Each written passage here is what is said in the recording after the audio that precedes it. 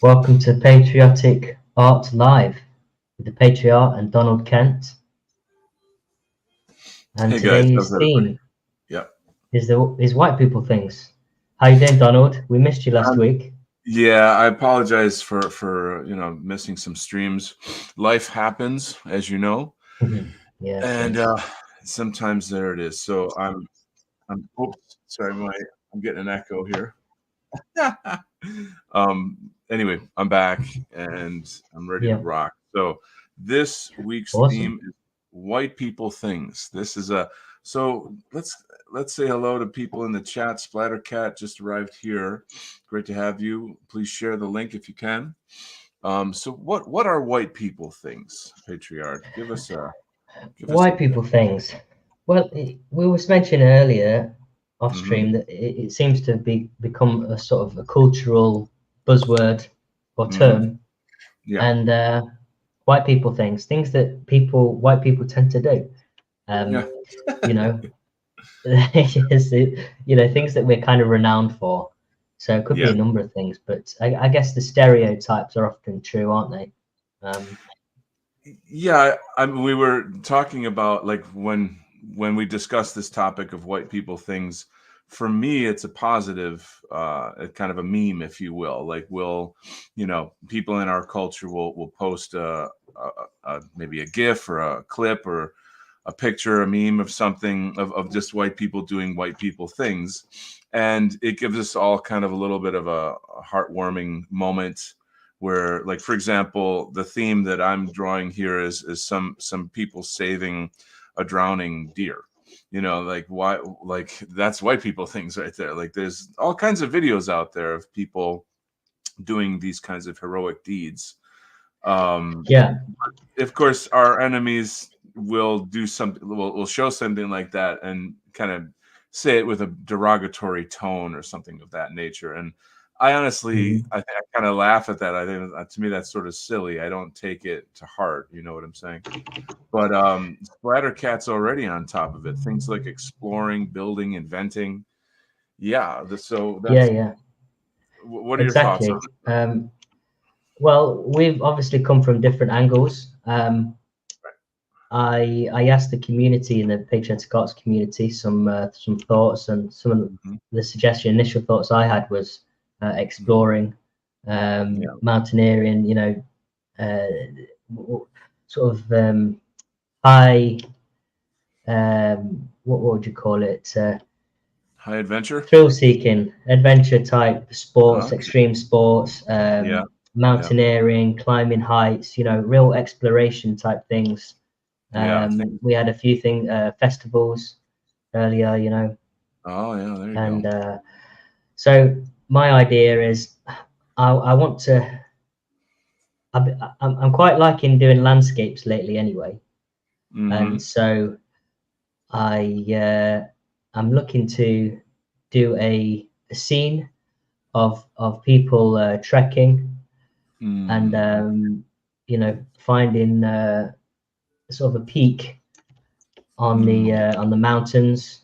right. And I thought maybe combine it with something that's quite far out, far fetched, and the guy gets to the top of a peak, and he's got his bass guitar out or his guitar, and he's riffing along like Yeah, is his hair busting a blowing in the chord. breeze or something like that? And there's like, Yeah, yeah. okay. So I'm gonna play around. I'm gonna start being regular with doing some thumbnails, sketches, and Okay. then choosing an idea and then finishing it off.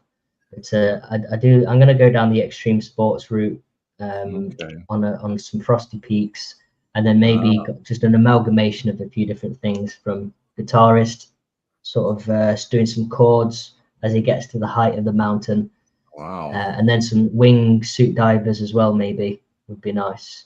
So yeah, so you're taking a much more bold approach to the topic. Mine, I think, is a little more sort of just like, oh, I don't know, down to earth or something of this nature. Like just this morning, before we started this show, I happened to run across a video of something like this with just white people things. Hmm.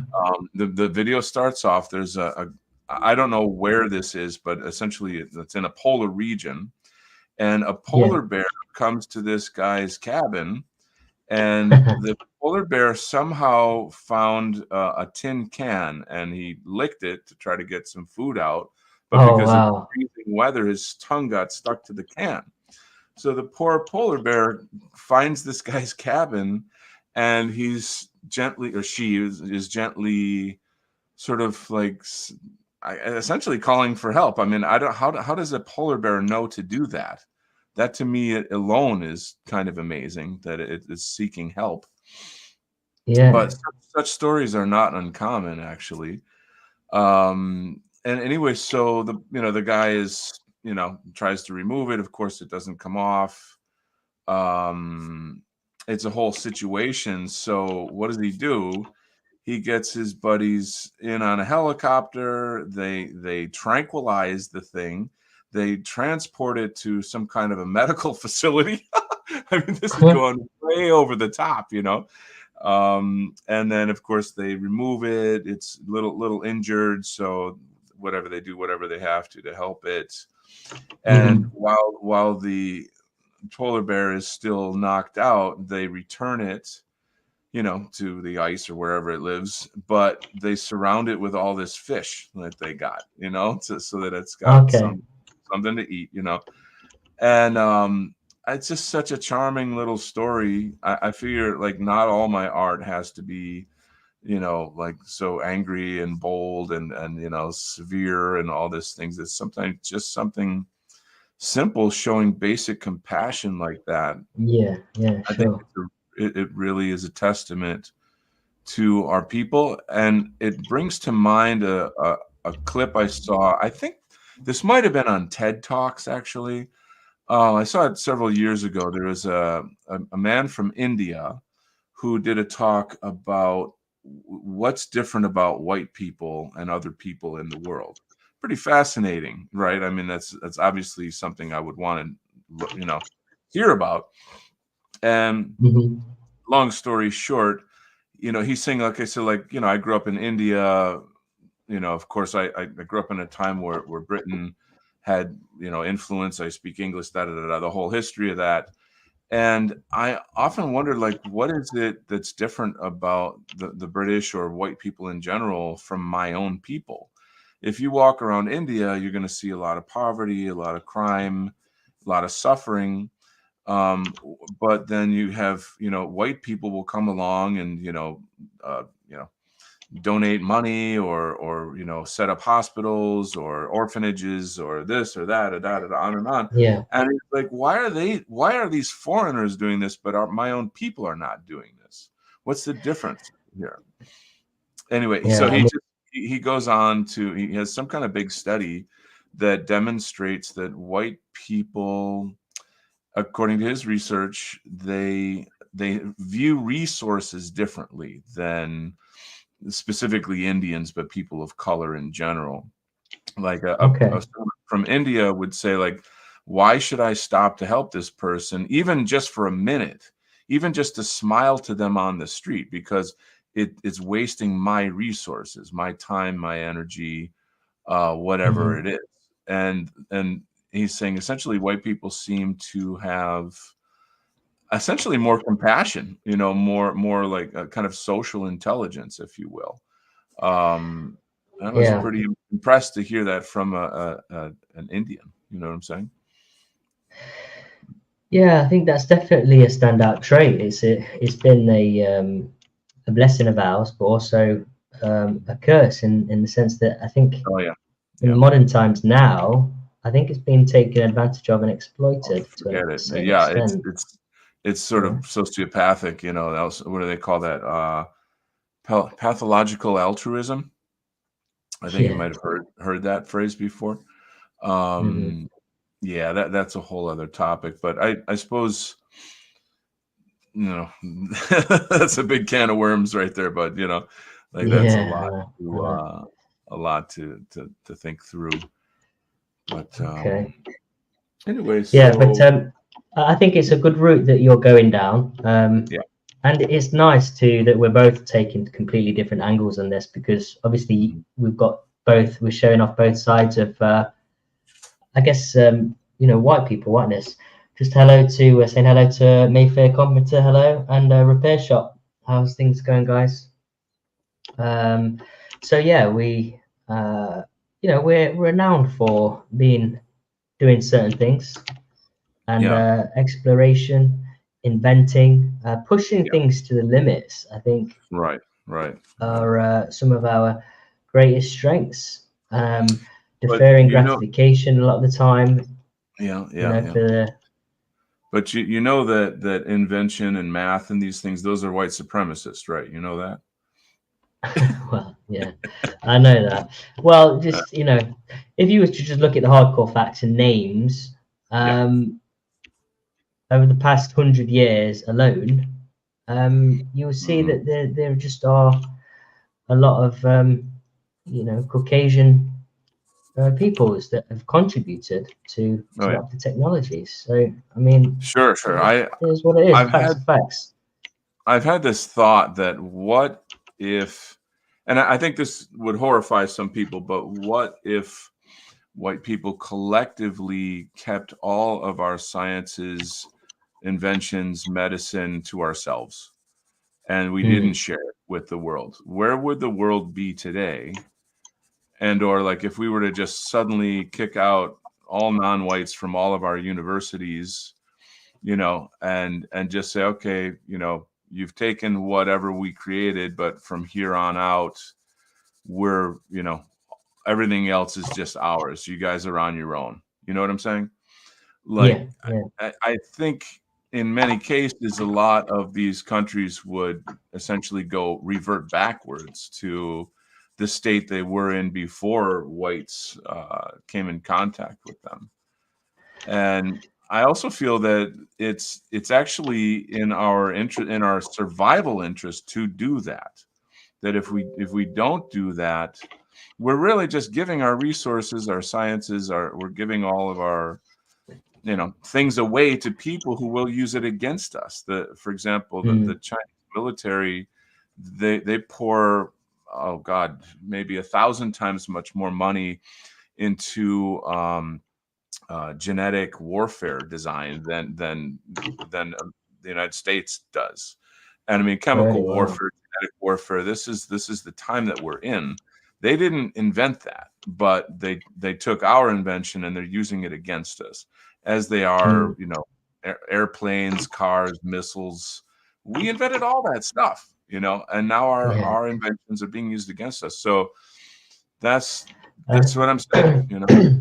There's a case here for, like, cutting off our civilization. I think, yeah, I mean, the only thing I would say is that a lot of the inventions of, when it comes to sort of economies and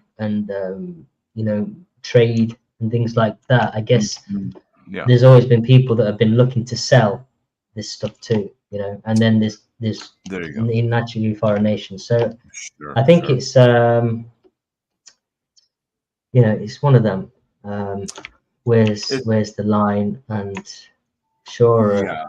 Yeah. So the thing about, like, oh, I'm gonna sell this to the foreigners or the enemy or this or that, then that's placing other people's one's individual interests over the group. So that opens up a new topic about looking at ourselves, thinking of ourselves as a people, rather than this kind of atomized way of being self-centered, etc. I want to just quickly say hello to Woodlander. It's great to have you. Thanks for joining the show. Give us some examples of white people things that you guys know of. Yeah. Let's if see. There's anyone in the chat as well, give us some suggestions for white people things. What do you think are typical stereotypical things of white people? I know that generally non-whites would say colonialism. Yeah, I can't really argue with that one. So let me comment on that real fast. There's a phrase that we use when someone brings up in America between whites and blacks when the topic of slavery is brought up. Mm-hmm. So you ask, when it's used, weaponized against us whites, we say, okay, let me ask you, would you rather be born in America or in Africa? And you're going to find probably 95% of the time blacks will say, I'd rather be born in America. And then you Yeah, just simply answer, then you benefited from slavery, and the conversation's over. yeah, very true. And because they don't know what to say after that. They're kind of like, they stick their foot in their mouth, essentially. Mm-hmm. So it's and there's so much more to say. That Forbes just came out with an article saying that slavery actually hurt the economy of America at the time. And I Really? didn't read the article, but I was actually quite amazed to see that Forbes published an article like that. I'm like, what? So that's a whole other Yeah, that's topic. interesting, isn't it? And not only that, I mean, there was not that many people that could afford slaves. Like they make True. it sound like back in the day that every single family had one, and that I mean, the population was much, much lower than it is today. Everything's just so exaggerated and kind of blown out of proportion. Yeah, I mean, it's true, isn't it? That even a lot of the black Americans, they do DNA tests, and they find that they've got like a great grandfather or something that Yeah. basically they descended from. Because Yeah. let's face it, most black Americans now have, vast majority would have some Caucasian, Yes. Yeah. That DNA kind of accounts. mixed somewhere. They're not Right. pure sub-Saharan. Vast majority would not be pure sub-Saharan. That's generally true. That does account for higher IQs in a lot of them. It's the same thing with Native Americans, actually. Like they've bred in and out over, I guess, ever since Europeans came. So it's Yeah. kind of interesting, I So guess. would you say that that works in reverse though, or would you say whites have generally kind of kept themselves a bit more to themselves? That's a very good question. I think I, of course, can only speak for American history. Um, I guess, and half of it is the question of like how much of these births are from rape, and how many are I don't know, just sort of one night stands or something of this nature, or like because there's Yeah. not a Yeah. great history of like interracial marriage in like America's past prior to, say, starting in maybe the 60s, and then as things started liberalizing. um but yeah, I don't know. I mean, it takes two to tango, I guess, right? So somewhere, somehow, that must, have a role in this. Splattercat says the world would still be in mud huts, chucking spears in the Kabangi country if it wasn't for us. I mean, this is one of my things that I say is that, people of color should actually be protecting whites, not the other way around. Yeah. Say, Some I've heard, so I've seen a lot, some bit, not a lot, but I've seen a lot of whites that tend to acknowledge that. They do, some do acknowledge that. And that's great. Yeah, that's wonderful when you see. Jesse Lee Peterson, I Oh used yeah, to oh my watch God, him. I love that guy. He is quite funny, to be fair. He is. And just quick hello to Hippocratico. Thanks for tuning in. So yeah, I'm. The theme is white well-being. I'm focusing on sort of extreme sports and the pushing the limits, and Donald Kent is focusing on our compassion, our side of compassion and helping nature and things like that. Yeah, yeah. Um, It's an interesting topic. Let's see. but also just things like our culture, like square dances, and I mean that's what we have, in America. Swing dance. That's just mm, you know uh, craft and vendor shows in the summertime. Like that's a very white thing, Yeah, yeah, yeah. and we So, take it so. for granted. It's just a part of the landscape. It's just part of the world. I mean, we tend to do a lot of neighborly stuff as well. I remember seeing one video where there was a group of black guys, and they were kind of like it was quite funny, to be fair, a skit that they did, and it was Yeah. showing white people going for walks, and they were like, "Oh, hi, hi." Everyone was like saying hello to Actually, I each saw other, that. and Yeah, they thought it was really. I mean, it was odd to them, but to us it was like so normal. And a totally. lot of the feedback and comments on that video was like, well, yeah, and no one was too offended, really. I mean, it's not offensive at Okay, all. good. It's That's we good. see it as I mean, end of the day, the main comments was that's how we build high trust societies. We we kind Right, of right, ingratiate each other. We make each other feel safe. We right, help each other. You know, we warn each other right. if there's some kind of turn or some slippy rocks down further ahead. You know, Yeah, yeah, we'll yeah. let If them you're know, let people know, even and in America, if you're driving and there's like a cop down the road, they'll like flash their blinkers, they flash their lights on the car to say like mhm, slow down, yeah. stuff like that. But that's fascinating. I just saw a post somewhere on social media. There was some woman that moved to a city, and she's like, how come people don't say hello around here? Like she said, I made a point, I'm testing this out, where I'm going through the city and I'm saying hello to every single person, whatever. And she's like, well, I miss that or whatever. And I'm like, you got to move back to the suburbs if you want that kind of behavior.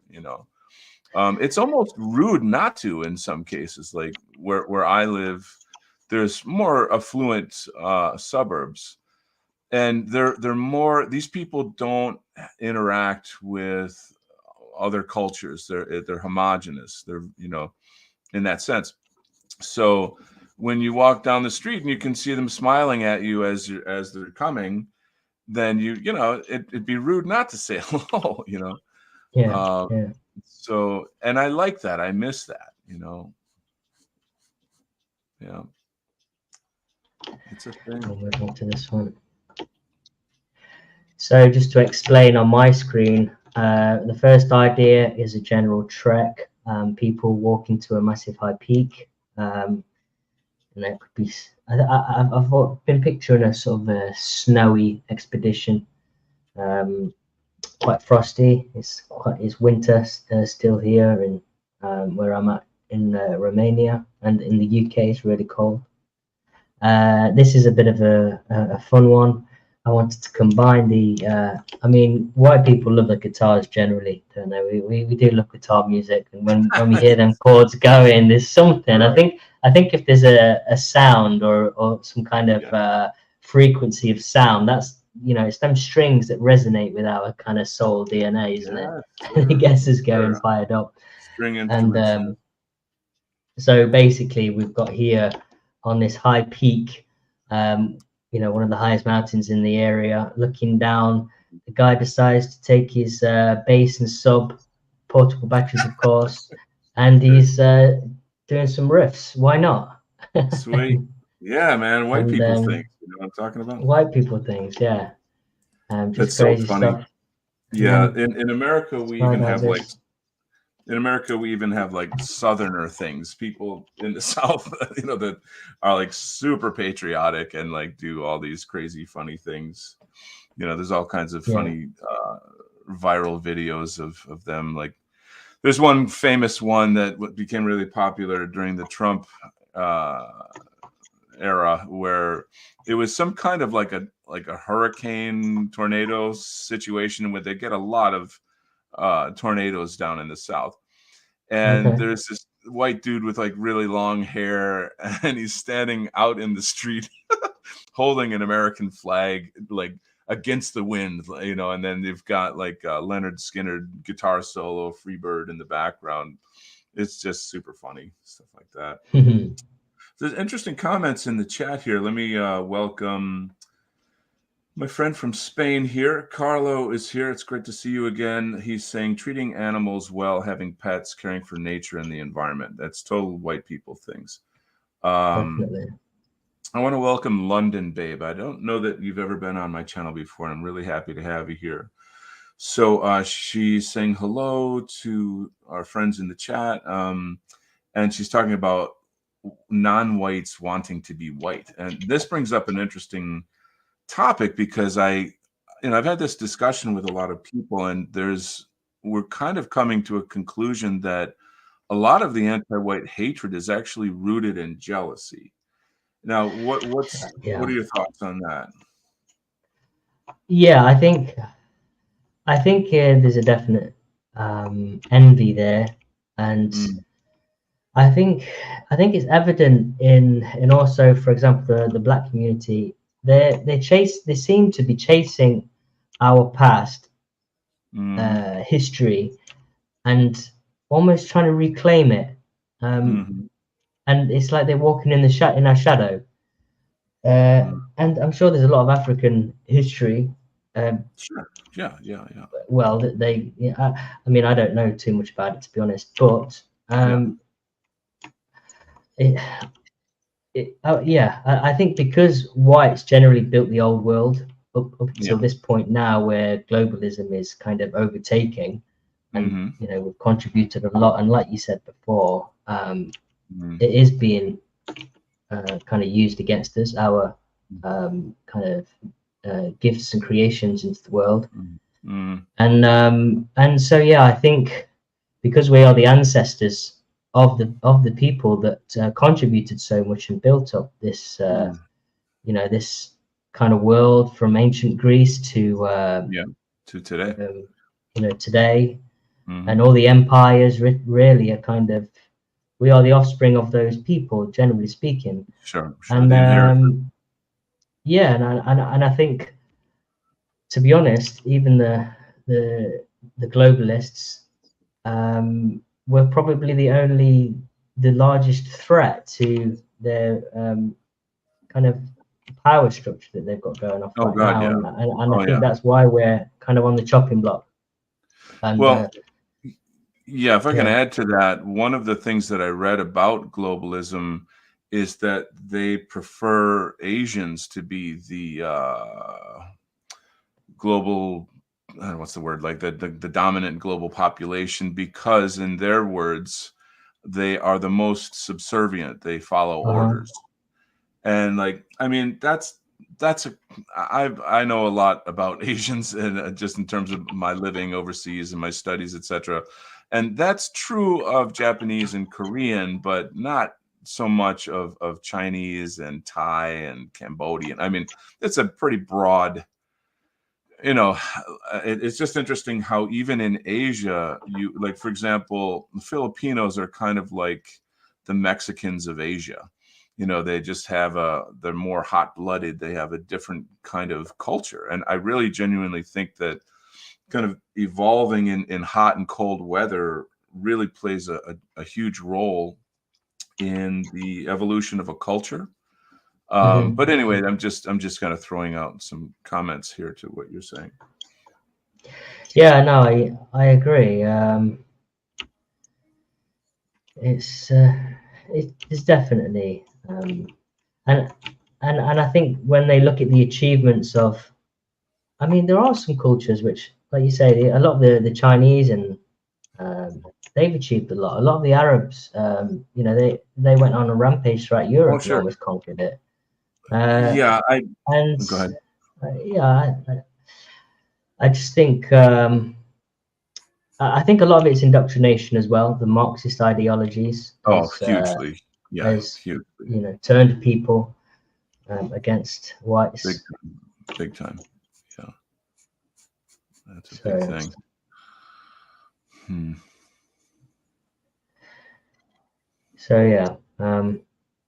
here we are. Here we are, being white. Being white. Yes. And there's obviously differences as well. Like Brits are typically known for being very polite you know, Right. like so polite and queuing. We love to queue, Yeah. you know. That, Even if there's no queue, we'll form a queue just so so that you know, it's the right thing to do. And then we get right. so annoyed when people skip the queue.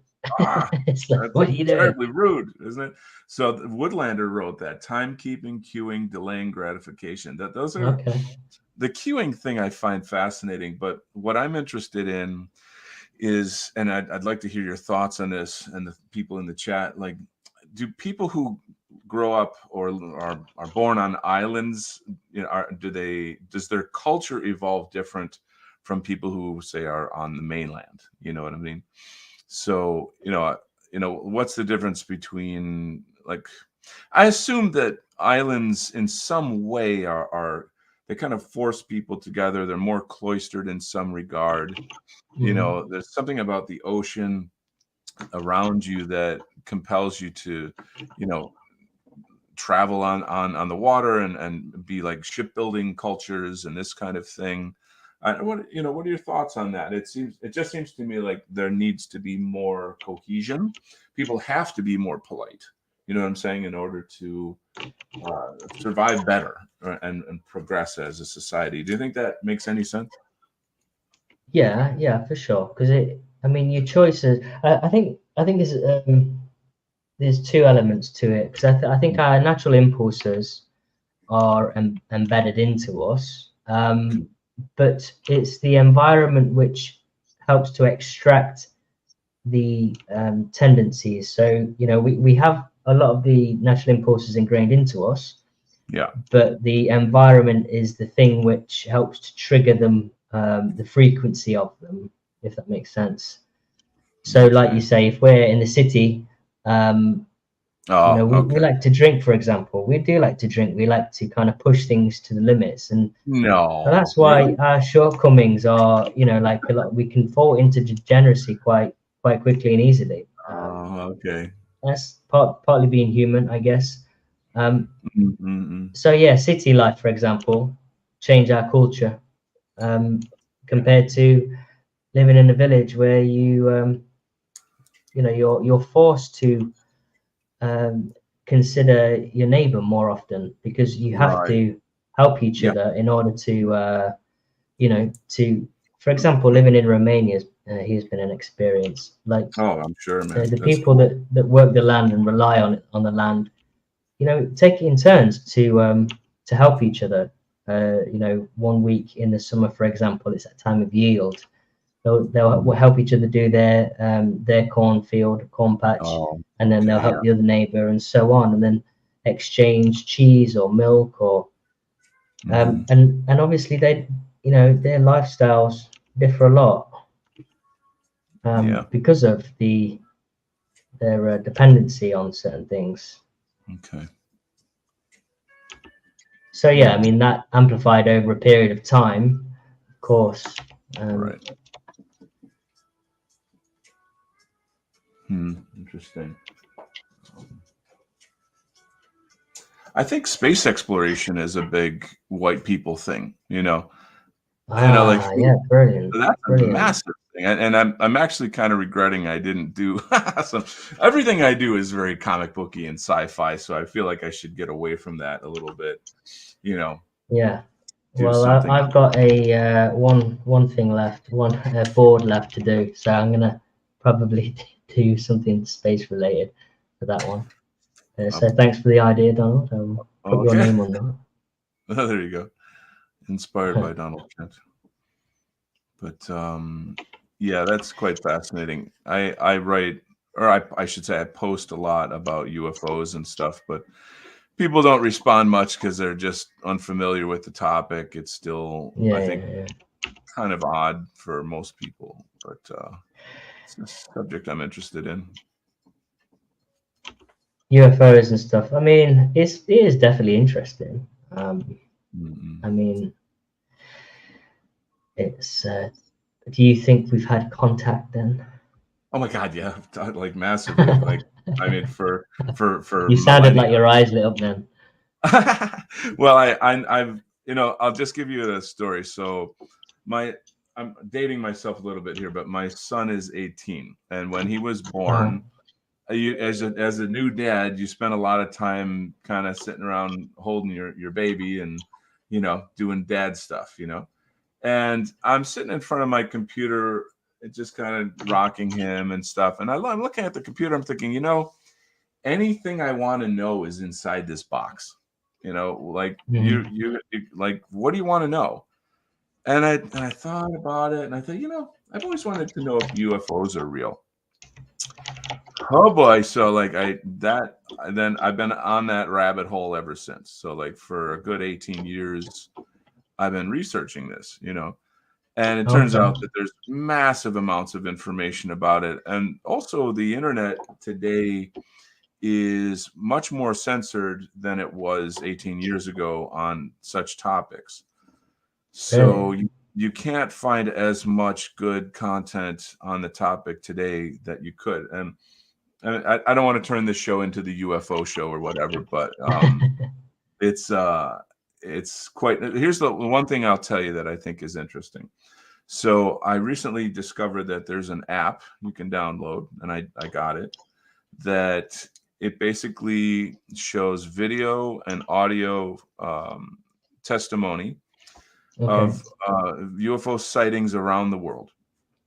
And I downloaded it, and then I punched in my area, like my neighborhood, literally like down the street, like where I live, And sure enough, there's all kinds of footage and audio of people, filming the event and or saying like, this is something that happened. My wife and I saw this UFO over this park that I live nearby, and this is what da da da da da. So it's crazy that this stuff happens literally like within a mile of where I live. You know what I'm saying? And I've seen UFOs myself, so that's part of why I'm not like, it's not a big whoop to me. It's not like a big, Have you really? I mean, yeah. I've seen some strange things. I'll tell you about my experience once. Just shout out to Hippocratic Oath. He made a point in the comment. He says, "Are you talking about white people things or Anglo-Saxon things? You may be hoping for too much if you want the French or Germans to smile and say hi for no reason ever in a shot." Ah, I tell you on that subject. Triggered a memory. The Germans, when I was a kid, I used to go on holiday a lot. Every year, my dad used to take us on holiday. That's probably the nice. only time that we acted as like a family, to be honest. But I give him credit. We went on some nice holidays, Okay. and when we would go on these all-inclusive sort of package deals to like Italy or Cyprus, there was the Germans, and there was some classic cliche things we could guarantee that they were going to do. Now, first of all, the men, right? They had speedos, right? Full on speedos, walked around constantly, tight ass speedos. They had the Boy. biggest mustache going, right? Oh And Lord. they were there the first thing in the morning, 7 a.m., getting the towels down, primed, claiming them sunbeds by the pool. They were first in for breakfast, and they would mound up them plates. They loaded it like a pyramid, and that would kind of kick them off for the day. So it was, me and my brother used to laugh, but it was just classic German, and That's they funny. used to love the tanning as well, like blonde haired, blue eyed. That's why I think when a lot of like black people say, "Oh, white people can't tan and pasty white," they haven't seen Germans tan on holiday. No. Seriously, they go bronze brown. They get that Yeah, oil and lather it all it's over them, and it's pretty they are amazing how they like, are yeah, I have cooking. like, I've had German friends and they tan beautifully. Actually, I'm kind of shocked at Yeah, that, yeah. but yeah. Obviously, it takes a bit of time. Like you have to ease into it, but we Yeah. are, we are able to go to like a deep bronze. Oh yeah, that's awesome. I'm like English, French, Scottish, and Irish. So I don't. I'm lobster man in the summer. Like I'm more Yeah. red than anything. Okay. Yeah, But that's funny. yeah. So on that thought, but yeah, I think there's varying degrees of differences within um, yeah, some of our Europeans, but there are the very cliche things. So Mhm. Mm. Yeah, I was going to ask you on the subject that you were on. Hopefully, people don't mind talking about this too much, but Okay. the notion of vril, because I always thought that was quite interesting, and I know you Yeah. touched on. You linked me a video to Robert Sepper, who's a very good anthropologist and talks Yeah. a lot. I mean, you know, he's not really acknowledged as a mainstream kind of academic, but he really goes into a lot of detail about Right. origins of Caucasian Yeah. origins and Right. stuff. Right. Right. And I've seen that he talks a lot about sort of vril. So what is vril? And I mean that's Yes. kind of extraterrestrial kind of areas, and vril and the Antarctic. So Mm-hmm. what can you Wow. kind of You're tell us you're, about you're that? going down a very interesting road here, my man. All right, let me gather my thoughts a little bit. So I am still on the journey of researching and trying to understand exactly what vril is. And in my research, I'm finding that there's things that are clear and there's things that are vague. And there's very little information about how to actually practice vril. And so one of the things that appears to be true about vril is that you could say that it's the Germanic occult word for chi or prana. And chi Okay. is qigong, ki in Japanese. Chi, technically, you could refer to that as electromagnetic energy.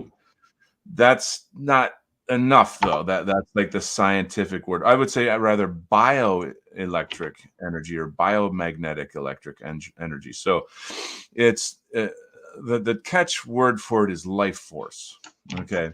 Hmm. It exists everywhere. It's in the earth. It's in the air. It's in the water. If you didn't have vril in you, you would be dead. You know, you'd be in it. But anyway, so I studied qigong deeply, and for many many years, I still practice it through my practice of kung fu. I was fortunate to learn it at Shaolin Temple and many other schools, many other styles. It's a big topic. So since I have a really good background in that, when I heard that vril is chi, then I was like, oh my God, I've got to dig into this. I think I could maybe create a kind of a vril practice for the movement, since I could Okay. bridge these things between my background experience and this information. Unfortunately, I'm finding it really hard to find information on, like, specifically what did the Tula or Thula society do with vril. Marie Orsic, what was her? She talks about vril all the time, but she doesn't tell how to do it.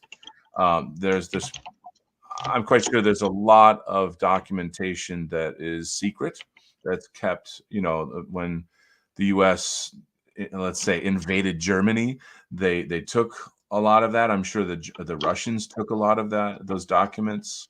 So it's pretty hard to find out quite exactly what it is. However, if it's just another word for chi, then I guess I could say that I know how to practice and use vril. So that's a start.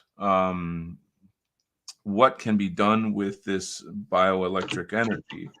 A lot. It can be used to heal, and it can be used to kill. It can heighten or develop psychic abilities. Um, I don't want to get too foofy with the too hippy dippy Hmm. with the topic. Um, I would say from my background with the martial arts and Buddhism and Taoism, it's primarily a health related practice. Um, what else can I say? I think that's like a pretty good basic approach to the topic without getting too crazy Okay. into like mysticism and things. Yeah. Okay, interesting. Yeah. Interesting stuff. Yeah. I mean, Qigong is just like exercise or anything. If you do it regularly, you get the benefits. If you stop, then you lose the benefits. You have to continually practice it and such. Yeah. Yeah. And like, what is the Germanic occult usage of it? I can't tell you. You know, that is the mystery. That's the thing that I want to learn. You know what I'm saying? So I did buy Robert Seffer's book on this topic. And I'll be honest, so what I can say of the book is it seems to me it's really more about topics revolving around it. Like there's a lot of stuff on UFOs, Marie Orsich and her psychic connection to Aldebaran, the Aldebaran system, and the Nordic aliens from there. You know, Oh yeah. so it's some Nordic pretty wild aliens. stuff. Yeah, it's some pretty wild stuff. Okay. Okay. Yeah, yeah. Yeah. Interesting. I mean, yeah, it's So I think interesting that, to, but yeah, I don't really pay too much attention right. to it. And I just thought, that's yeah, I'm sorry, let me just speak to this. So I think I how do I put this? I respect the fact that people are uncomfortable with this. You know what I'm saying? Like that's normal.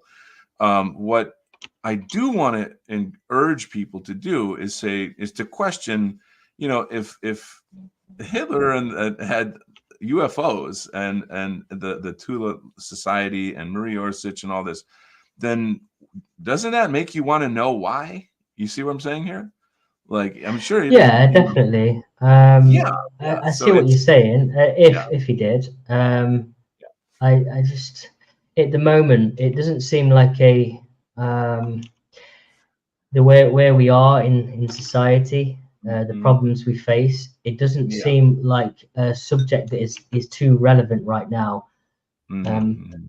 Yeah. unless these secrets could be learned and then maybe help us in some way. But I think Right. we've got too much on our doorstep to worry about. Yeah. So I think. let me try to expand on the topic a bit. So this all relates to the mystery schools. Are you familiar with what the mystery schools are? Not really, to be Hermeticism. honest. No, I'm sorry. no, I don't really know. Hermeticism, Gnosticism, magic, occult. These. Yeah, I've heard of that. Yeah. Okay. Okay. So how do I? Man, this is super complex. Let's see. Uh, so the use of real force can be used in things like Kabbalah, and as we know that Kabbalah is the Jewish branch of Hermeticism. But like there's the Rosicrucianism, there's Hermeticism, there's Gnosticism. These are all branches that go back to Hermes Trismegistus, or the god Thoth from ancient Egypt. And there's something called the Emerald Tablets. People can look that up. That is the sort of Bible of the mystery schools and all of this occult knowledge. So I would guarantee, I'm certain that our enemies are using Kabbalah against us. I guarantee it. There's a pretty Well, they talk today about would it a lot, don't they? say that again. They do talk about it a lot. I mean, it's Well, not like something it's that's super hidden secret. and It's super secret. I would say that the Freemasons use it. There's a relationship between all these things. So like how do they use it, in what way? I can't tell you. I mean, I know some aspects about, you know, like as above so below, and you know, manifestation and these various subjects, but you know, I don't practice magic, so I can't say that I can, mm, you know, answer these questions. I know enough to tell you like this is what's going on, you know, and that people should research this. Like for example, if here's my thinking. Let's say, imagine if our movement set up a time like maybe every day where all Christians prayed for the end of white genocide. and we did that at least once a day. Like maybe, you know, like, I don't know, 5 o'clock or mealtime or tea time or something, you know. And I believe that with the collective energy of our people doing that, we would manifest the end of white genocide. So prayer is, you know, we don't think of it as magic, you know, because that's sort of taboo to say that. But what is it other than the human will calling on God or the saints, etc., to do something I see for where you're us? going. Yeah. I guess you're likening prayer to almost like the sort of law of attraction, isn't it? That kind Well, of. I'm sure that there's similarities and differences. The law of attraction is much more using cosmic law. It's just understanding and using cosmic law on a psycho-spiritual level. Our one of the principles of Hermeticism is what's called mentalism, and that means that all is mind, that everything comes from your mind, that you are constantly manifesting. In the Gospel of Thomas, it's said that, you know, Jesus said that, or taught that you are the poverty that you experience, you know, and it has. I'm not an expert on these things, so it's very hard to explain. I know what you mean. I mean, I do think that there is a certain understanding of, for example, prayer, and I think, you could argue that there are, you know, ways in which how prayer works that we're not fully aware of now, for example. Right. So yeah, I mean, but I think I do believe in prayer. No, Myself, me too. and Hugely, it's a daily. I mean, I pray all day. You know, it's a big part of life. You know, but at the same time, sometimes you know, you feel like it does fall on deaf ears, and then what do you say? It's like, oh, you didn't believe enough, or what? Right. So it's like this. This is pretty much the answer that you would get from someone who studies things like manifestation, etc. Is that you are mentally, emotionally, spiritually, psychologically causing things not to happen by the way that you think about them. So if you're, like, for example, taking the approach to prayer where you're begging God and you're projecting a lot of fear.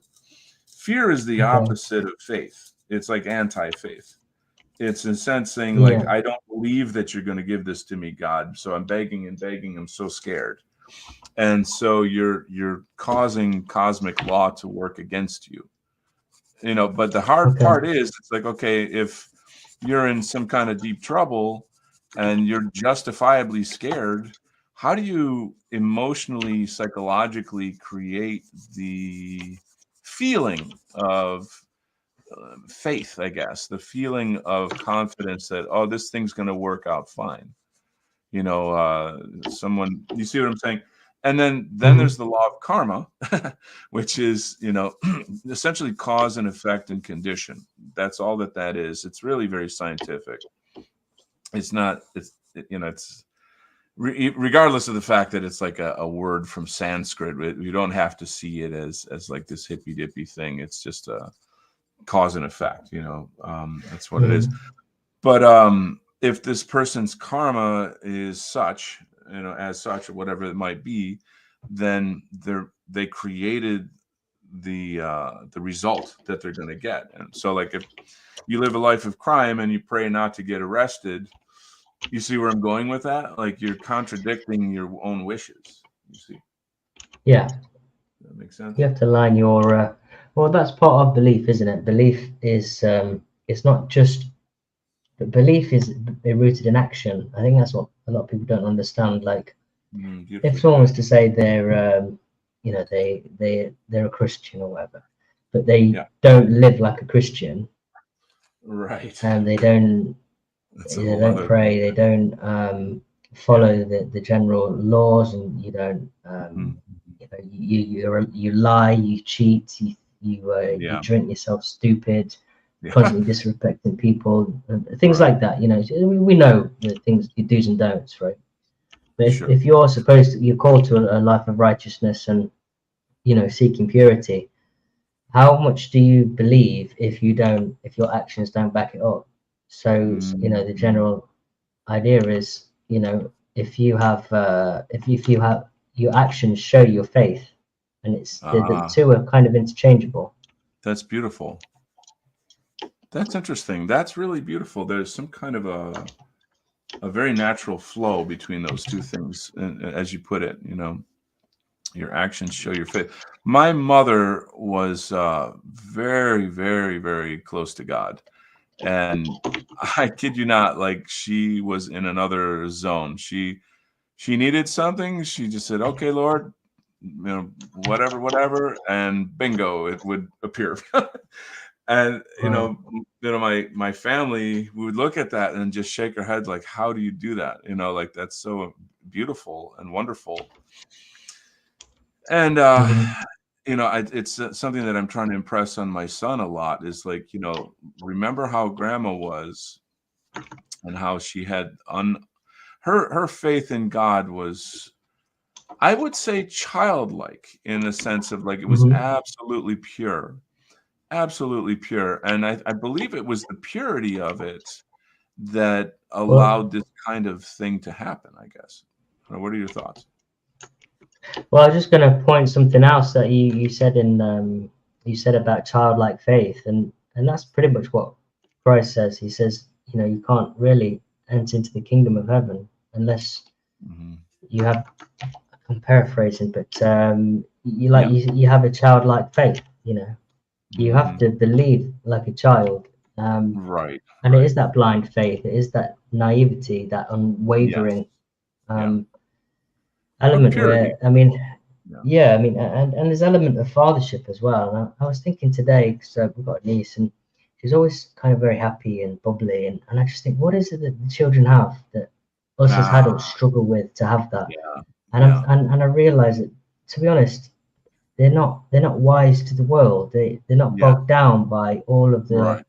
the Right. understanding of, you know, the fears and the Mhm. looming threats and things. And Oh god, I maybe this know. is all done intentionally to keep us this way. But if we Uh, approach life like children, then, yeah. you know, maybe we'd be better off for it. Yeah, I'd really like to hear the thoughts of people in the chat on that topic, actually. It would really be nice to hear you guys chime in a bit on this Yeah, particular sure. topic. There's what was it? I read, not read, I saw a video recently about, and I'm sorry, I don't remember what the this particular element was, but they were saying that children are born with a lot of X, whatever X was, and I guess it's like both a biological and a spiritual kind of energy.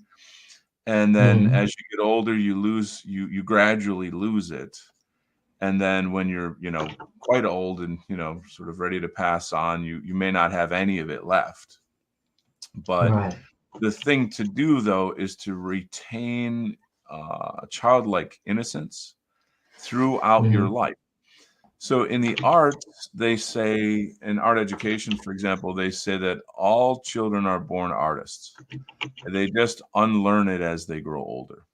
And yeah. that's an interesting thought. Like, because I've talked to so many people that they love to see my art and this and that, and oh man, I used to draw when I was a kid. I loved it, and da da da. And I'm like, why did you stop?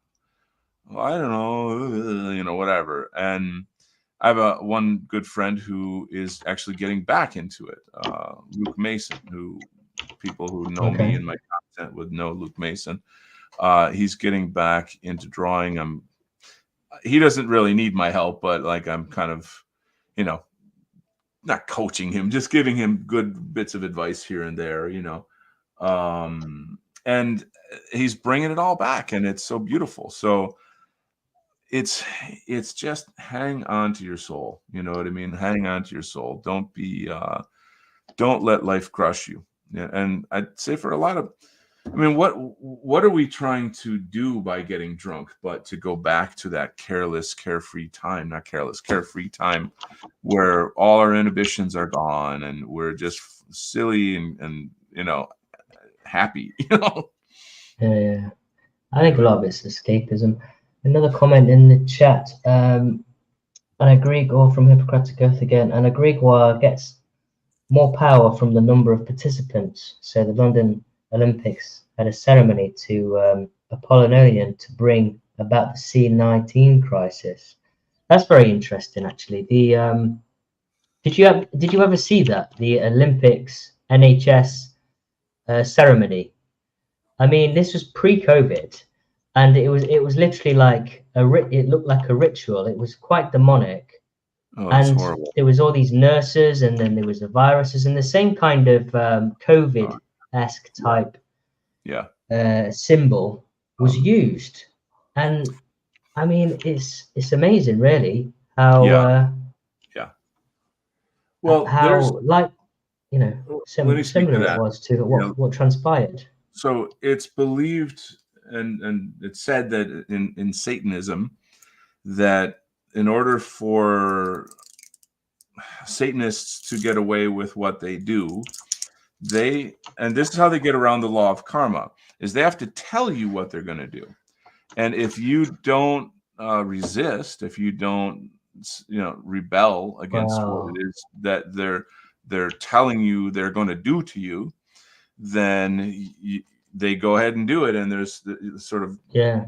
not Well, that's no why Klaus Schwab, knowing that, then he yeah. would have wrote a book and told exactly what he's going to do, right? That's what they're doing now. I mean, it's what's so crazy about the whole thing. Like Yuri Harari, I think his name is. He all Yeah, the yeah, time yeah. he's saying things like, there's no need for useless eaters, and human beings are hackable animals, and we don't need God, and blah blah blah blah, all this stuff. And you look at people and you're like, hello, why isn't anybody reacting to this? But since it's on the stage of the World Economic Forum, and there's all these rich Arabs there who own oil wells, and there's all the blah blah blah, all this shit, then somehow or other it's like, oh, okay, that's the way of the world. Like, this is what's progressive. This is what we're supposed to embrace. And naturally, Mm-hmm. the sane people are like, screw that, like that. But Yeah. and it's been pretty interesting. Anyway, there's a lot of people who are deep in on understanding the Satanist religion of the New World Order. And this is what I've read anyway, is that they, this is how they get around the law of karma, essentially. Yeah, it's fascinating, really. Yeah. But yeah, I think it's important what you were saying about. I mean, I mean, no one can really deny that positive thoughts, positive thinking, Mm-hmm. isn't important. And excuse me, I think it's definitely something that I'm going to try and do more because, you know, Well, I practice it, I, and I'll tell you how I do it, and what I'm no master of this, what have you, but in my practice, well, let me start off by saying every single day, several times a day, I'd have uncanny synchronicities. I almost always look at the clock right at 111, 222, 333, 444, 555. Not 666, but or 10, 11, 11, 12, 12. And I laugh so loud every time that happens, because I just feel very clearly that this is simply God talking to me. And that it's essentially, here's the thing: you have to learn how to listen to your heart. You have to learn how to listen to your intuition, and let that guide you. There is an inner voice through which we communicate. And so the thing with what I find helpful in approaching positive thinking manifestation is grounding yourself in gratitude, saying like, okay, Yeah, yeah, yeah. there's bad things happening now. I have faith in God. I love you, God. I know you love me, and it's not going to be like this forever. So I'm just, I'm learning from this difficulty, and I'm trying, and help me, Lord, to understand what's happening, why it's happening. I embrace the growth that comes from this experience. And even though it's hard, I'm grateful for the lesson, because I know I'll only be better and stronger for it. And then kind of spend some time thinking through all the wonderful things you have. Think about the people who have it much worse than you. Yeah, And yeah, yeah. it brings a lot of it changes your kind of mental, emotional orientation. So that works a lot for me, and I'm definitely going through some heavy shit. So Yeah, I do try and practice. Well, pray and show gratitude most mornings, and try and think of the things I'm thankful for. But I do find myself getting in a habit of dwelling too much on the things that I don't have, or the things I'm striving for, like you know, like yeah, yeah. financial freedom and stuff. I mean, I got quite big into crypto at one point, and Yeah. Oh, and at some points it can be quite consuming mentally, and it's like you're waiting for that big pump again, and yeah. then then you'll cash out at the right time, and then Sure, you'll sure. be set. It's them kind of thoughts, and it's Right, right. it's the wrong mentality, I know, but I it's just I so don't. easy to fall into that Yeah. trap. If I had like all the answers, I'd gladly give them to you. Still working on a lot of that, but I feel like a lot of it is just, in a way, it's just simply having a positive relationship with your own life. Um, Hmm. in many ways, it's not the money we want so much as the freedom that we want, and the lack of Yeah, the freedom suffering that that brings. yeah, we don't want to suffer the things that we have to suffer, through the absence of money, through poverty, et cetera, et cetera. So it might help to reorient how you think of it, from that perspective. That's Yeah, and yeah, yeah. yeah, so it's a struggle. I'm still in the midst of it. I guess we could probably just compare notes as we go, and learn more, as time Yeah, it's passes. being grateful, and self Hmm. reflection is massive.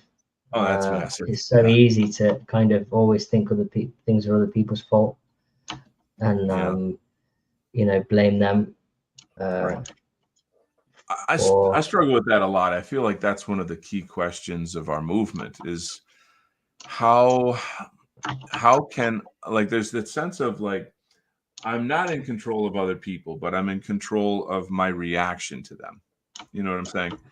yeah, yeah, So somebody hurts me or my people in some kind of way, and I'm justifiably angry and even hateful about it.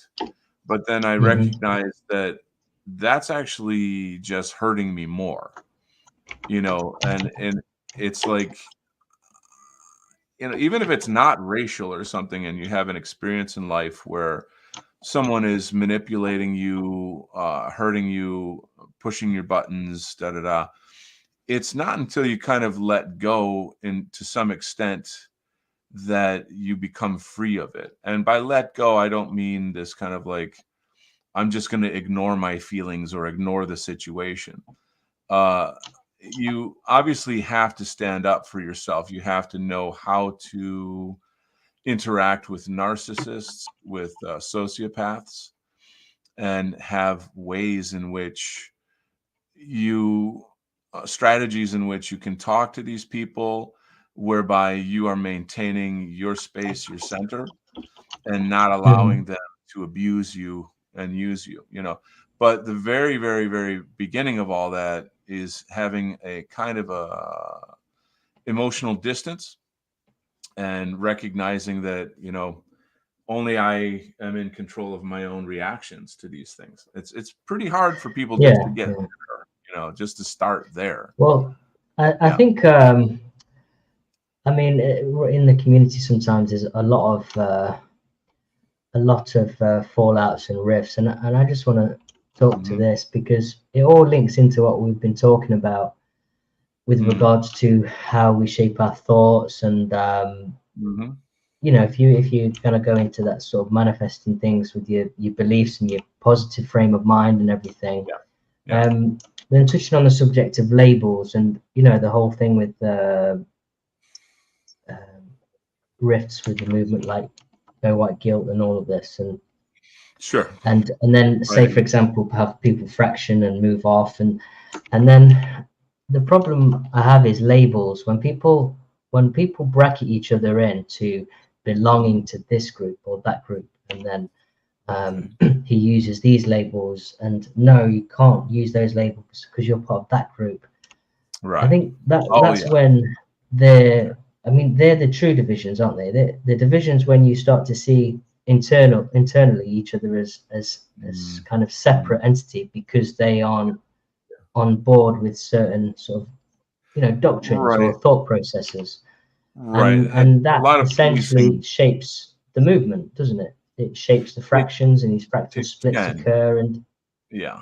Yeah. The policing of language within the movement and such. I'm yeah, and that's familiar with both what ways, isn't it? it can. It's fascinating. I just was on a stream on Twitter. Twitter has these, like, I guess they're called Twitter Spaces, where someone will start a phone call, and then Uh-huh. people will come in, and you can have a lot of people on these calls, and then whoever starts the call can choose who can be a speaker, and then other people just kind of tune in and listen. And so you can like raise your hand, like, yeah, I'd like to join the conversation on whatever the topic is. And Mm. the topic of infighting came up, and I had quite a lot to say about that. And Right. specifically, this group, yeah, I guess you know what Groypers are. They're the people that follow Nick Fuentes. That's like, one faction of our movement. Okay. And Yeah. yeah, so like I'm in there, and I'm these essentially they're young guys. Like they seem to be mostly guys in their 20s and stuff. So they don't have a huge amount of life experience. They're in many ways, and I don't say this as an insult, but they're still kind of in the high school mentality. And Yeah. the high Right. school mentality is to kind of like be insulting and belligerent and have the Yeah. Yeah. hottest Yeah. takes and be like, whoever's more rude to the other person wins the argument. And this is it's so juvenile. It's very juvenile. Uh-huh. And they're like, "Oh my God, we have such a problem with infighting." And I'm like, "Because you're immature, like you're causing it because of your inability to agree to disagree. Like everyone's kind of in a different place. You have different generations. You got people from different cultures. There's a guy, like an older gentleman from Ireland, on the call, and they were Yeah. ripping into him, and I'm like, this is stupid and rude and not becoming of like us as a movement. And so I was saying, listen, there needs to be a protocol of etiquette.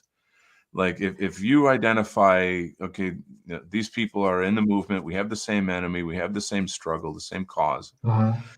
I recognize that you're in the no white guilt camp. I recognize you're a groiper. I recognize you're in this group or that group, or you're a Christian or you're a pagan, whatever it is. But those things are secondary to the cause. Yeah. You have I your agree. way of, you I have your agree. way of, yeah, you have your way of expressing yourself and using those beliefs in your system of how you fight this against white genocide. But insisting that everybody follow your way in when there's so much sort of diversity among us, us all in this movement, you're shooting us all in the foot. You're doing the enemy's work for them. Every time we infight, Yeah, we just let them win. You see what I'm saying? yeah, So yeah. I it's agree. a very, very critical thing. I would love to hear people in the chat comment on that. We just simply have to stop being rude to each other. That's kind of what this all boils down to. And say, listen, you do your thing and I'll do my thing. If you feel like, whatever, you use these words or these techniques, then let the proof is in the pudding. Let in the what do you call it? The marketplace of ideas. You know what I'm saying? That if your way is more effective, then I'll do it. You know what I'm saying? That makes sense? Yeah, I mean that's exactly the things that are ineffective will naturally run their course dry. Totally, totally, Um, totally. but there's no point getting any bad blood over it, because end of the day we all face the same threat. If one of us Right. was, in danger in the street, we're Yeah. going to step in for each other. At Totally, least totally. I'd like to think that. Yeah, yeah. And we literally haven't got any time for bad blood. So, No, so you're yeah. nailing it. Yeah. So here's my thing is that I always say this, like, and I urge everyone in the chat and anyone who watches this show to remember this statement. Insults are not arguments. Insults are not arguments. Because as soon as you meet that one guy in the movement who's going to start, insulting you and going after you and character assassination and ad hominem attacks, da da da da da, they're losing the argument. They're trying to control you through intimidation and being belligerent. This is what leftists do. We shouldn't be stooping to that. Yeah, I know. Yeah. And to be honest, some of them, some nationalists that I have altercations with, don't have Yeah. many, but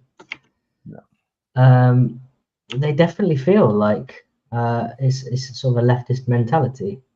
Yeah. That So when you, the arguing methods and things like that, and the yeah, accusations. It's like, yeah. well, for one, it's fully emotive, Mhm. and I don't know. I think we need to hold our people to a high standard and Yes, yes, yes, yes. and So there moral you go. standard, a moral code, moral etiquette, like you touched on Right. before. Whenever I get into these altercations, I'm not thinking about the person who's opposing me or whatever, fighting me. I think about all the people that are watching the argument. So, because a lot of this Hmm. happens on social media. You might get in a thread or something somewhere. You say something, somebody comes out and just immediately starts insulting you, and towing the line or whatever. And then everybody will pause and like kind of see, oh, there's a fight going on over here. Let's watch, which is stupid in itself, but whatever, that happens. It's a social thing. And then I'll kind of let the person, this is a bit of a kung fu strategy, by the way. I'll let them Yeah, show their cards, like let them make their moves, and then now I know your moves. You see what I'm saying? So I'm a little yeah, more familiar with what I'm fighting, so to speak. And then I'll just calmly, again, emotional control, say insults are not arguments. And then they'll attack, and then I'll say insults are not arguments. And then everyone in the chat watching this will be like, yeah, like, come on, let's debate. How come your talking points are failing? Like, you're not able to discuss this. If you're just going to keep insulting someone, you lose. You see where I'm going with hmm this? But yeah, here's of the thing, course. it's not about my ego gratification. I'm not here, like, we're all about truth here in this movement. It's not, I mean, that's how else did you get this far down the line? How else did you get Yeah, J pilled, or red pilled or whatever? It's because you obey the truth. I want to align with the truth. So if someone is not doing that, they're just defending their ego. You see what I'm saying? And yeah, that's bullshit. true. That's just not, we need a higher standard than that. That's not who we are, really. Yes, all very very true. Sage words of wisdom there by the Donald Kent. So Conch is here. That's one of my old buddies. Haven't seen in a while. He writes, the Groyper crowd is a reflection of their age, but more importantly, is reflective of the Nick Fuentes attitude. So that I could open that up. So what is the Nick Fuentes attitude? It's this kind of like when you're in high school today, in today's day and age, the hottest takes, the most radical points of view, the most shocking, bold statements, it's like shit lording, but live. You see what I'm saying? Like a lot of us will shit lord, but we hide behind an avatar or something. But in this kind of modern high school mentality, the more brazen and brash and shocking you are, the cooler you are, the funnier you are, the more popular you are. And that's why, see, the coming generations, they're not gonna they're not gonna be as polite as we are. So but they lack maturity, they lack life experience, and this belligerent style or subculture, it turns a lot of people off, and it automatically creates infighting, which is not healthy for the overall movement. So Conch continues, he says, as someone who is from a neighborhood that racially changed, I never understood why there is infighting in the pro-white scene. But it is the internet, people who are not face-to-face. See, that's a whole other dimension. Probably one of the biggest factors is that we're not face-to-face. We don't have the accountability of like standing up for whatever it is that we're saying. So that's really, really, really good points there. But yeah, anyone else in the chat want to chime in on that? I think that's an interesting. Got a comment from Hippocratic Oath again this side. Knowledge, was it Richard Spencer reconciles with Nick and Andrew Anglin turns on Nick. Just accept that this will increase as the Enlightenment goes into its death throes. I don't know who Andrew Anglin is. Don't know if you can. I do. I don't follow him, but he was one of the earlier guys on the scene. He's sort of, I guess I associate him with like Unite the Right, way back when. Like he's so like Cantwell. Who's the guy that did Unite the Right? What's his name? I'm fading on these names because these guys are not really out there much anymore. But like, long story short, he's just like a shock jock. That was a whole culture of shock jocks in the pro-white scene back in say like 2014, 15, 16. Mike Enoch is an example of that, I would say. Yeah, it's just that kind of rude, guyish type behavior that people were drawn to, and they thought like that's bait, that this guy can speak so openly about this particular topic, but to me that's not like, that's internet culture. It's not mainstream. It's never going to be mainstream because it turns people off. It scares people. It's just it's very racist. It's like openly racist. But at the same time, I think they know the truth. That's not going to win any people over, is it? We have to be wise and I guess respectful. We need to be decent. We need to be the best version of ourselves. Really, hold ourselves accountable to a high moral code, and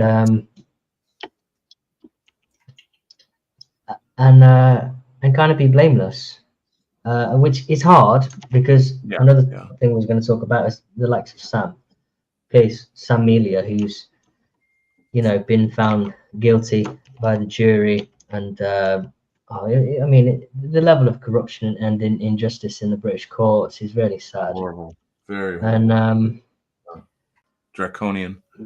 It's I mean, how they'll get you on anything and try and pin something on you to build a character profile. I think Mark watched. If anyone's seen Mark's videos and breaks down the case, it's really Mark worth a watch because big time. It's just worth knowing how these people will find you guilty, even when you're not really guilty of defending, of speaking out. You are on the chopping block. You are a target, and unfortunately, our own people, the leftists, many leftists, will try and provoke and kind of bring out reactions from you in order so that it can be held against you at a later time. And Precisely. It's sad because they're still our people. I still see them as our people, and we need to. We can't just see them as lost causes, because there will be one day they will wake up to the dangers, and they will need us, and we will need them. So we need to find a way to mitigate conflict, and so we need to elevate our moral etiquette now. Well, like my friend Nullis, who's been on a lot of my shows, he says that we need a redemption arc. I like that term, a redemption arc. That like these are people that were lost and then could be found again. That they could come to the truth at some point. And for sure. And a lot of the times, these people are by nature just sheep. It's sad. Not to be too insulting, but a lot of the peoples that follow the status quo are generally them not independent thinkers. It doesn't render them completely useless. It's just they are following status quo and not thought themselves out of the lies that they're flooded with, and their morality has been hijacked. That's how we need to see it. Their morality has been hijacked. They think they're fighting for something good, and one day they will realize that they were on the losing team, and pointing the finger and saying and kind of shutting the door is not going to do any of us any good. I don't think. Well, anyway. I mean, our enemies are very, very good at deception, for starters, but a lot of it, in my view, is social. It's a social behavior. It's about conformity. That normalizing XYZ. Then like I want to be normal. I want to fit in. I don't want to lose my friends or family or such. So I have to toe the line. Otherwise, I could be ostracized. So it's a social fear, in my view. That's why it takes a lot of courage to do what we do, to be who we are, and that's a big thing. But all of this comes back to what I was saying before about we need to have a form of etiquette that is understood and agreed upon across the entire movement. So that we're working together. Because if, let's say, someone wanted to learn about us, and they said, "Hey, I'm really interested. What is it? Are you guys the alt-right? Are you, what are you? Like what do you call yourselves? What's the dissident right? This and that. What is white positive? Da da da. How would you even start to educate them? Because we're already maligned by the media, the lying media. So." And if we're all fighting with each other, what kind of impression is that going to make? You see what I'm saying? It's bullshit, basically. So it's quite complex, the culture that we're in. It is, and it's not easy. I mean, we're not intending to sit here on our high horses, because I do get into altercations and try and argue my points and stuff. And sure, I think ultimately the best approach is to be rooted in facts, logic, and just stay respectful. And I think that's the best tack to take. Right. It's funny because even now I still I still want to share information with like my family and friends who left me for dead, basically, who abandoned me because of my politics. Really? And I mean, because Wow. we're in a stage now where it's all out in the open. And everything that I've been warning them against for years is now like shoved down their throat daily. And so I'm like, you owe me an apology for one, but I mean, I'm not going to lord it over them or something like that. But it's, I think, I don't know. It seems like, okay, is it safe now to talk about it? That it's like openly happening, like, the border or World War III or blah blah blah, all this stuff. And it's really, I get the impression that everybody just, they're in this kind of like, if I ignore things, it'll go away, or that makes me unhappy, and I don't want to be unhappy. It's this childish like sense of like, only show me positive things because I'm a mental kindergartner. Pretty much the sense that I get from it. Yeah. Yeah, it's tough. I've had to shut out friends, and not had to, but they just naturally incompatible. And I think, when you change too much over the years, like old uni friends I'd love to reach out to and catch up with. I just know that there's too much water under the bridge, to the point where it's like I'm way far down the stream and they're way far down the opposite end of the stream, taking different paths. And we'd probably still have a great time, having a quick catch up drink and whatnot. Sure. Not getting too drunk, obviously, because we tried to be, but yeah, we still like to have a good time. But yeah, no, it is sad when you do lose friends.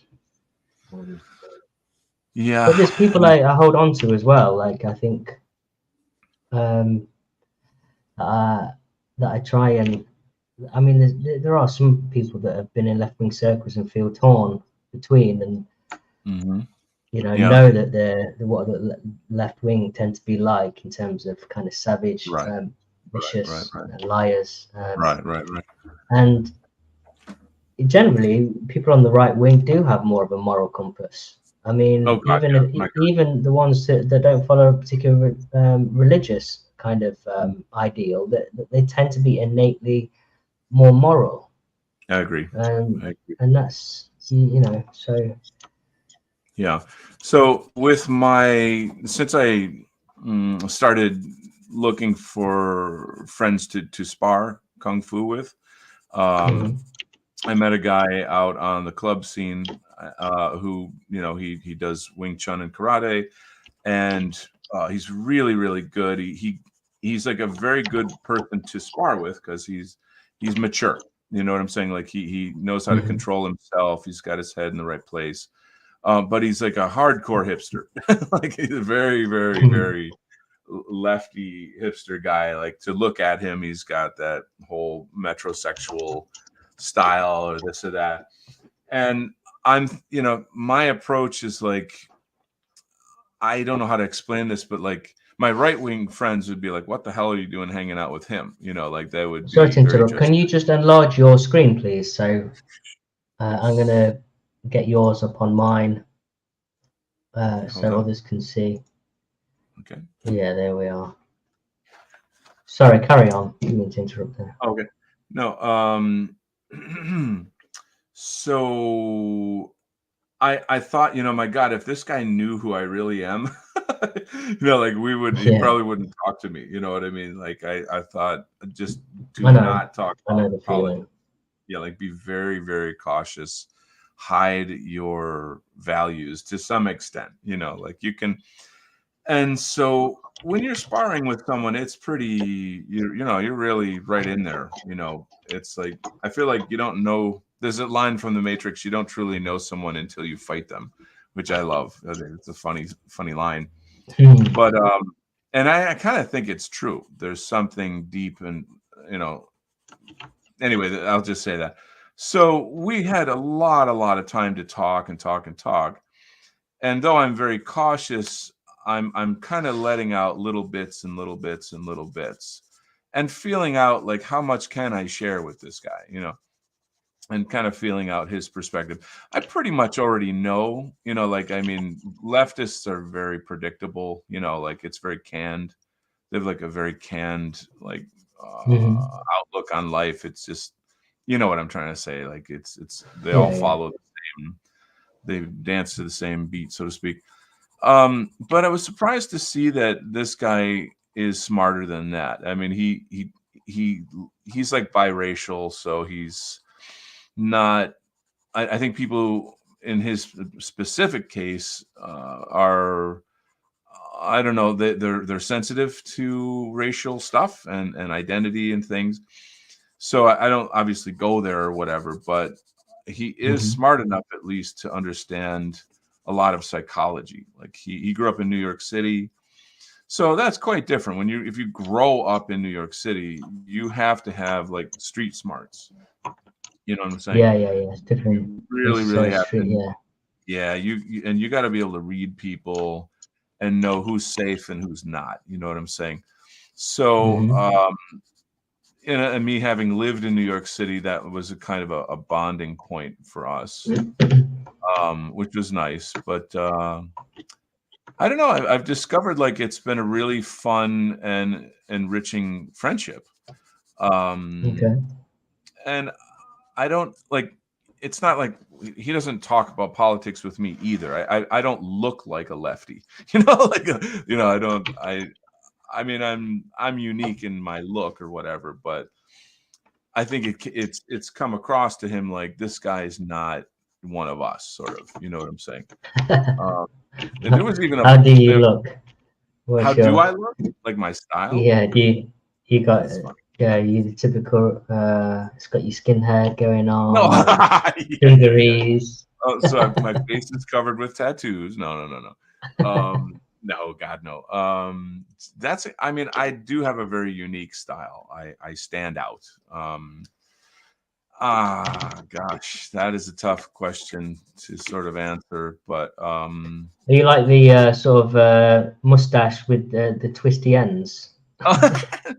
Do I come across like that? Your art teacher? No, I don't know. Well, I'm definitely a beard. I'm a beard guy. Like I have a very like full, handsome beard. I will say that. But unfortunately, my brother nicked those genes. So I mean, I can grow a pretty cool goatee, but in terms of the full spectrum, man beard, my brother took those genes. So. The man beard. There you go. But it's maybe not so much that as just kind of the way that I carry myself. Like wherever I go, I act like I own the place. It's a kind of a philosophy. Yeah, it's just a philosophy that I have that always you fake it till you make it. Like, always exude good energy.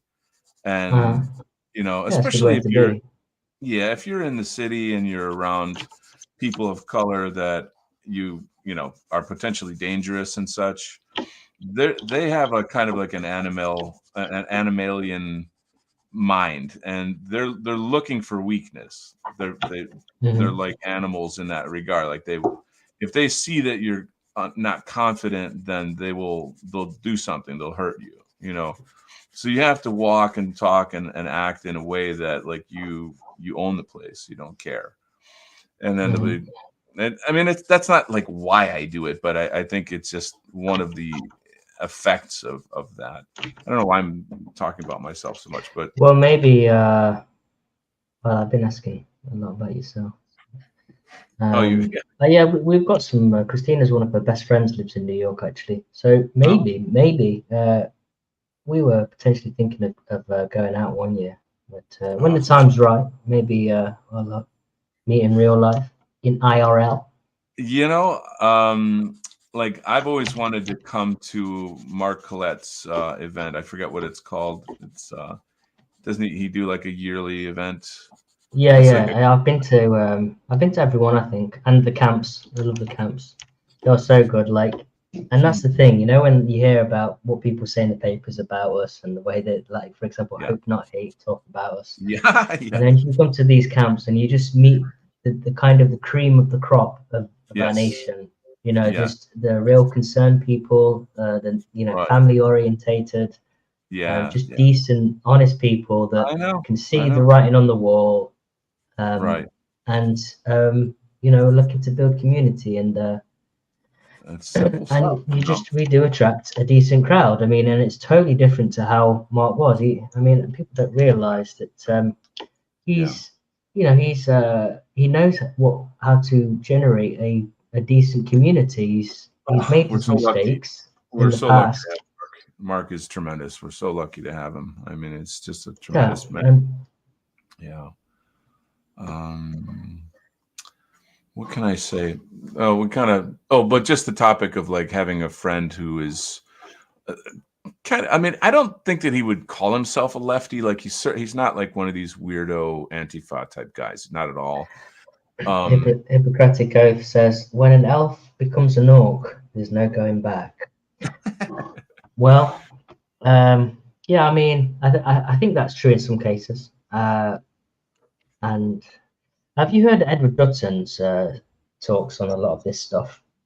A lot of the You left know, wing tend to be orientated that way because of their genetics, and that might be true. I don't, it's probably got some weight to it, but I can't not rule out the thought of kind of a redemption for certain people. right, You know, right. if they Well, you have I'm to have familiar. your arms open, I think. Right. I'm familiar, of course, with Edward Dutton. I actually was hired to illustrate a book cover for him, but Really? yeah, like Richard Spencer hired me to do that, but then they changed their mind because the idea was too radical. Okay. So, Well, I mean, it was kind of a neat little experience. But anyway, I would agree that there's definitely a genetic component to these things. I think what people don't recognize is the plasticity of DNA and mhm. how things can change. DNA mutates, it evolves, it changes according to certain factors. My take is that lefties are people who are emotionally damaged. They're emotionally damaged. Yeah, I think there's definitely evidence for mental Yeah, illness yeah, and yeah. trauma in their life. Totally. Hugely, Um, hugely. Yeah, yeah. So but here's the thing is that Marxism is precisely the methodology of turning emotionally damaged people into soldiers, into like, Antifa or anything. And that goes all the way up to, politicians, college, university professors, people who it harnesses their hatred of others, their jealousy of others, based on their personal psychological traits, and then mhm. warps it into this bizarre world of like fake truths and half truths and essentially hatred. Like it's just like codified anti-white racism. What is Mhm. critical race theory? What is diversity, equity, inclusion? What is all that? It's pure anti-white ideology. So it's Yeah, pretty evil shit. But you're not going to fall for it if you don't like hate yourself to begin with. You know what I mean? true, very true. Exactly. So I think you have to be grounded in. I mean, that's what helps being grounded in a belief system. Um, Yeah, yeah. and strong family ties. If you have a strong Oh, mother and a dude, father that can really that's guide you out of it or that's the set you on key a right path, you're there, dude. not gonna be as likely to kind of Yeah. get roped in from the daddy government that says this is the better way. You nailed it so much. My personal view is that feminism is the worst part of it, that it's like the most powerful form of Marxism. It's the most damaging when you turn women, because women, essentially liberal women, are the managerial class of the left. You see what I'm saying? Like nobody wants to go against a psychotic woman. Like Hmm. we know how they are, and everyone's afraid of them. and so nobody fights them, nobody stops them, nobody tells them, holds them accountable for their actions, and Yeah. hence they've become the managerial class. So, and like LGBT would never have gotten as far as it is now, because men would never support such a thing. Like, men aren't behind that. Oh, That's, yeah. it's only women that support that shit, and so, and that's just one aspect of it. The whole, like, immigrants or whatever, migrants are welcome here. That's like misplaced motherhood. You know what I'm saying? Yeah, it's misplaced empathy, isn't it? Empathy. Yeah. And So that yeah, makes I no. think I think the rift between man and woman has been one of the key, the founding problems in order to give power to the state more. Hugely, dude. Definitely. Massive. It's known So that the feminist magazine Ms. in America, I know you probably don't have that, but that was funded by the CIA. And, mm, like, that's, anyway, these things are turning around, they are changing, but so long as, society is producing damaged people, then the left is going to keep living and growing. You know what I mean? So, yeah, like, this is yeah, one part of the white positive sphere that we probably should be talking more about, is how do we prevent this from happening? You know what I'm saying? true, Yeah. Yeah. true. Well, it's coming up to an hour 45. Okay. I mean, I'm about done with choosing. Well, I've done all of my provisional Mhm. ideas. I'm going to finalize one, put it out to the community to choose the Very favorite of good. mine. So I'm just going to go over these ideas. We have the number one. Number one, we've got just a standard scene, people aspiring to get to the top of the peak. Yeah. Very average. This is a fun idea. Guy Mhm. getting to the top of the peak, but he's busting some guitar riffs with his speaker. He managed to carry, and I just thought that would be really fun and cool. Bit of Mhm. joke humor there for white things. Um, Right. yeah, I think that'd I be like that. funny. That blows my mind when I see those people who jump off cliffs and fly like that. That's I so know that is crazy. crazy. Yeah. So Oh, they crazy. get so sometimes they get like just meters away from the ground as well. Oh, So makes you there's that stomach. one. White people things. Yeah. Yeah. So that's one, two. Third one, the flight. What would you call them? Wing gliders. Yeah. We've got the climbing, mountaineering. Wow. So that's one, and there's two wing gliders there as well, just kind Mhm. of silhouetted by the sun. And then there's your idea, which spurred on this, Yeah. looking back at Earth, and I don't know what's in the middle. I think that it'd probably be the moon, and so we've kind of surpassed the moon. We're on a different planet there. Um, Mm. but yeah, just another Nice. idea. I Great quite like ideas. the values on that, and it would make a good poster, I think. But Marvelous. this is one of the my favorite idea. I think just it'd be fun to do. Yeah. So I'm going to put that out to the community to Cool. choose, and then I will flesh that out and do a Awesome. time lapse video and finalize. So do you want to talk through yours, Donald, Wow. before we finish Yeah, off? let me first say that I ordered a new camera that is more high resolution, and I'm sorry this has not been the best in terms of like focal quality or something. Maybe if I'm closer, it's not that much better, but Uh-huh. I'm still waiting for the camera to arrive. Anyway, yeah, I just was impressed by these videos you see of people saving animals, and there's all kinds of, like, little kittens that fall down sewers, or cows or sheep that fall into the gutter, or this or that. I'm sure you guys have come across a lot of them. Are sort of funny Mhm. videos, cute videos, but and I told a story at the beginning of today's show about a polar bear that had his tongue stuck to a tin can, and how they sent in mercy flight, and that they had, like, helicopters, and they knocked it out, and they did surgery. I mean, why? It's just marvelous that white people have this kind of compassion, and that they'll take Yeah. these risks. They risk their own lives helping these creatures, these animals. And so I just it's just a real simple image. I mean, there's some compositional qualities here that I think are nice. Very well drawn. It's very well Thank you. drawn, and it captures the emotion as well. You know, the fear of the animal, and also Yeah, the the human is the guy there. He's he's approaching with caution. It really yeah. captures the moment well. It's nice. I like it. Yeah, I mean, not everything I do has to be radical and like sort of like No, revolutionary. Some so all in, we've captured kind of like the two kind of two ends of the spectrum of true. white people things. We've got the Nice. daredevil kind of adventurous side, pushing things to the limits, Yeah. and then we've got the heart and compassion. And I think that sums the topic up quite nicely. All right. As white Mission people accomplished. things. Yeah. Mission Mission accomplished. And accomplished.